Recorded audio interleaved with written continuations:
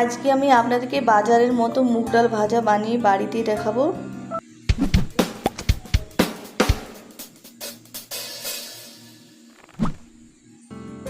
আর এখানে আমি একটা বাটির মধ্যে দেখুন নিয়ে নিয়েছি 200 গ্রাম মুগ ডাল। আর মুগ ডালটা এবার ভালো করে পরিষ্কার করে ধুয়ে নেব।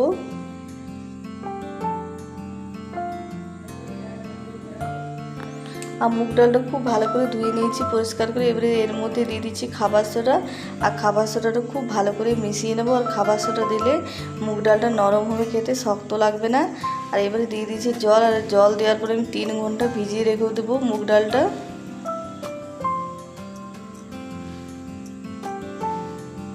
আর 3 ঘন্টা পর আপনাদেরকে দেখাচ্ছি মুগ ডালটা দেখুন কি সুন্দর ভিজে গেছে আর নরম হয়ে গেছে। আর এবারে মুগ ডালটা আমি ছেঁকে নিচ্ছি। আর জলটা খুব ভালো করে ঝরিয়ে নেব মুগ ডালের।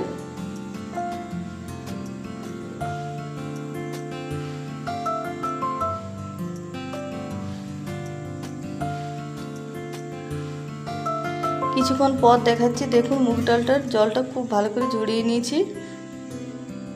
আর এবারে এটা আমি ভেজে নিচ্ছি। আর এটা আমি সাদা তেলে ভেজে নিচ্ছি। আর তেলটা খুব ভালো করে গরম হবে, সেই টাইমে দিতে হবে মুগ ডালটা, না হলে শক্ত হয়ে যাবে। আর দেখুন ভাজা হয়ে গেছে। আর এইভাবে সব মুগ ডালটা ভেজে নেব।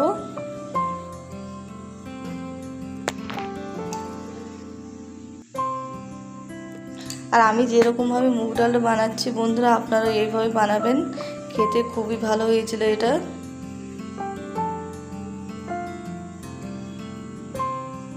আর দেখুন একে একে সব মুগ ডালটা ভাজা হয়ে গেছে। এবারে ওই তেলের মধ্যে আমি ভেজে নিচ্ছি বাদাম।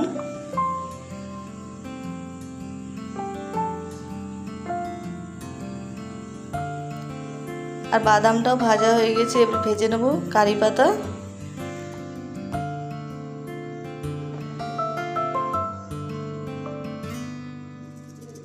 কারি পাতাটাও ভাজা হয়ে গেল।